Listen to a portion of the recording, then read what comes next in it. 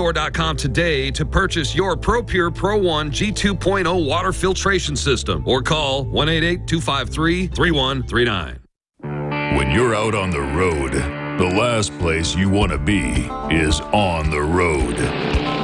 But if the unfortunate happens, you'll be glad you were wearing diamond gussets. There's a place down in Tennessee where they make blue diamond gusset jeans. They so pride in every stitch, guarantee you'll love the way they fit. They put a diamond gusset in the crotch where you need it most. Blue diamond gussets got it, others don't. We turn jeans inside out. Diamond Gusset Jeans. Made in the USA with unparalleled quality. Our Defender motorcycle jeans combine gusset comfort with Kevlar protection, so you can ride all day with confidence. Order yours at gusset.com. Diamond Gusset Jeans got it. Others don't. Aging starts at the cellular level. When cells become toxic, they die early and aging sets in. In the past decade, we have witnessed unparalleled scientific discoveries. During that period, key patented compounds have focused on mitochondrial growth, nerve growth, and rejuvenation. But no one has put together a formula that focuses directly on brain health, nerve growth factors, and optimizing your cellular energy at the same time. We now have the synergistic solution, DNA Force, just one of the key compounds. BioPQQ is backed by major clinical studies and over 175 PubMed-listed published studies. You want the best that's out there at the lowest price anywhere? The ultimate value, cutting-edge, trailblazing game changer that also supports the InfoWar. Secure your DNA Force today at InfoWarsLife.com or call toll-free 888-253-3139. DNA Force from InfoWars Life. You're listening to The Alex Jones Show.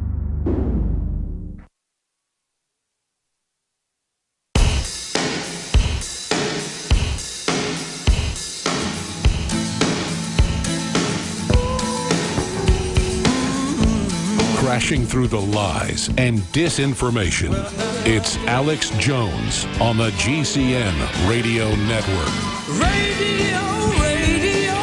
Welcome back to the Alex Jones Show. I'm David Knight. We've been talking about the war on business, about Hillary Clinton saying that businesses don't create jobs, about the IRS seizing massive amounts of money from small businesses, claiming that they were structuring their deposits, not charging them with a crime, not giving them due process, just seizing the money.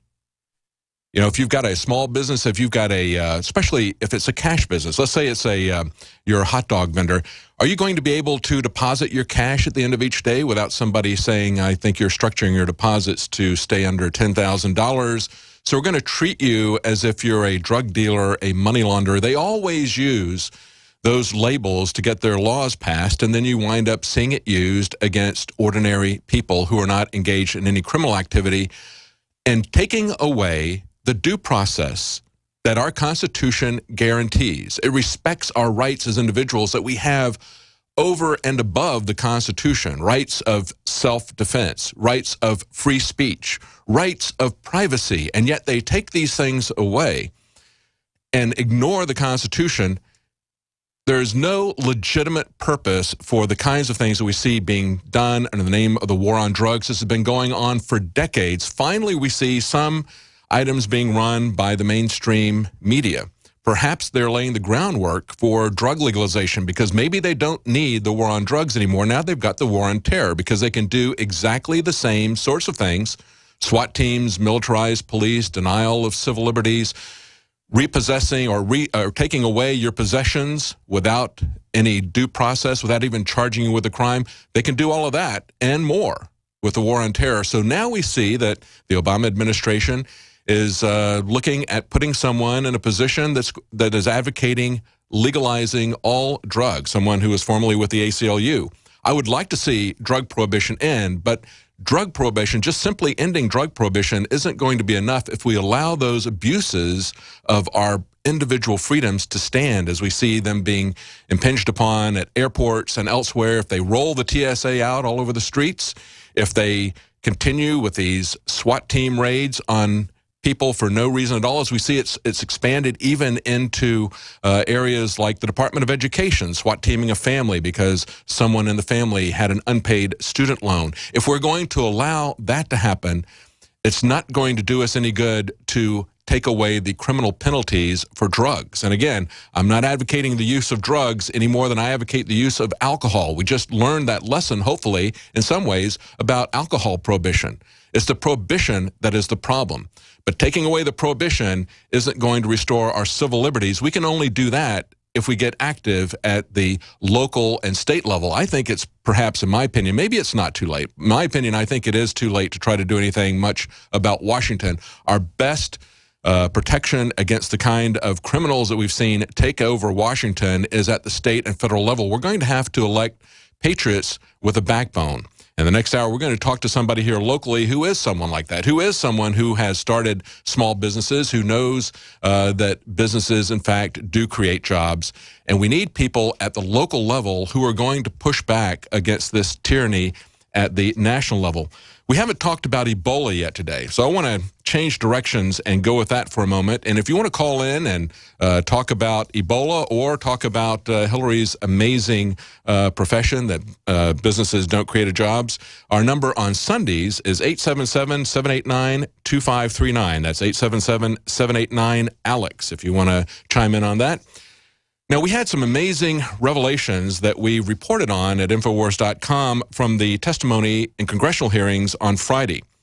Basically, we had a major general and some other individuals from the Obama administration go before Congress, and they were asked questions about the troop deployment that is going to be taking place in Liberia, one of the most intense areas of the Ebola outbreak in Western Africa.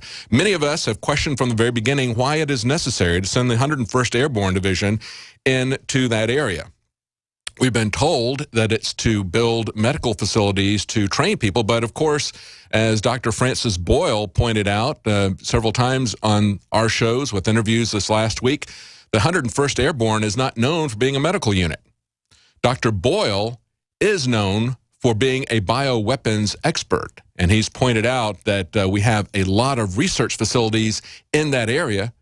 And he's pointed out that under treaties that he wrote back in the 1970s and 80s that were enacted with criminal penalties for doing the kinds of research, in many cases, that these bioweapons labs are doing in Western Africa. He said they put them there so that they could evade monitoring that they would get here in America. And so we see a lot of, we see the CDC involved there. We see the U.S. military involved in these areas where the outbreak was. We see Tulane University involved there. And it was interesting to me to hear NPR do a story Friday night as we learned that another medical person had come down with Ebola. They talked to someone from Tulane University. Now, of course, Tulane is where they had the famous Tuskegee syphilis experiments, where they did experiments on people without their informed consent, told them they were being treated for diseases when in fact they were not giving them any treatment. They just wanted to use black people as guinea pigs, and they did it for decades there. That was Tulane University, now also at the center of our bioweapons research. And of course, this guy from Tulane was telling NPR that with proper care, he thought that we could get the number of people who died from 80% down to 20%, as long as we made sure they had fluids and that was replaced. He didn't have any basis for that number. He just gave that as a ballpark figure. There's a lot of crazy things that are coming out. But this, what we had on Friday during the day, the congressional testimony, we had a lot of interesting admissions. The first one that came out was the DOD admitting that they only have one plane available to transport infected soldiers out of Africa. Here's that testimony before Congress. How many patients can that aircraft hold? We're told, well, the aircraft can hold one at a time and can do 4 movements a week at this point. 4 movements a week? Yes, sir. Is that sufficient? Given the number of Ebola patients that the United States has had in total at the present time, it is sufficient. However... But that's not how these epidemics work. Right. And so at this time, the Department of Defense has an urgent understatement that's being worked through the system with Transcom to put together a isolation pod that can carry multiple persons for C-17 aircraft. Testing will begin in October. Or I'm sorry, development will begin in October. Testing in December. Let me come back in here. So what he's saying is that they've got one plane that can transmit one person at a time with symptoms, and that plane can make 4 trips a week. So they're going to send 5,000 troops into the heart of the Ebola outbreak, and they're going to be able to bring back, as at most, 4 per week. Now, that was Representative McHenry from North Carolina. He says, so really, that's all that you can bring back? And the Major General says, well, if they're symptomatic, yeah. And he says, then Representative McHenry says, so this is not at all sufficient. And then the Major General says, well, we don't know if it's sufficient. And then McHenry says, this is very disconcerting. Yes, it is very disconcerting. It's also very disconcerting to see that they're shipped over there with only 4 hours of training and with only gloves and a mask. That's not a sufficient mask. That's what we were told at the beginning of the week. Then they modified their story somewhat. And first they said that's all they really need because they're not going to be exposed to anyone when they're over there. We learned in the testimony on Friday that they're going to be bringing in 500 medical professionals that are working in the West Africa area, working with Ebola patients. They're going to be bringing 500 of them in a week for training. That's going to be a lot of exposure to people who are on the front lines with Ebola patients. Now we hear that they are going to issue them Tyvek suits once they get in country. But we were told that they didn't need those suits because they weren't going to be exposed. Listen to what came out on Friday in congressional testimony. Again, this is the same Major General. He was being asked why they're only going to hold soldiers under a 10-day quarantine when 21 days is what we've been told. And listen to what he says is the reason. So, General, why do we only hold our troops for 10 days before we release them to bring them back to the United States? Yes, sir. Thanks for the question. And I can understand the confusion on this, but let me see if I can make it clear. To start, the 21-day period for monitoring has to take place outside the infection zone. For us, that'll be in the United States. Out of an abundance of caution, prior to departure, in order to reduce their risk, commanders will be allowed to remove their personnel from whatever jobs they were doing for up to 10 days prior to departure from Liberia in case to limit their exposure. And, yeah, what he's saying is, and we'll have that full clip after we come back, he says the entire country is an infection zone for purposes of quarantine. Stay with us. We'll be right back.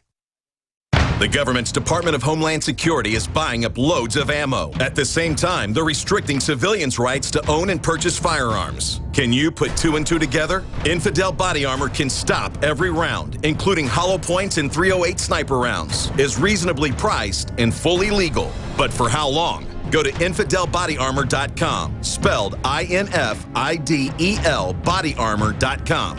Infidel Body Armor. Just won't quit.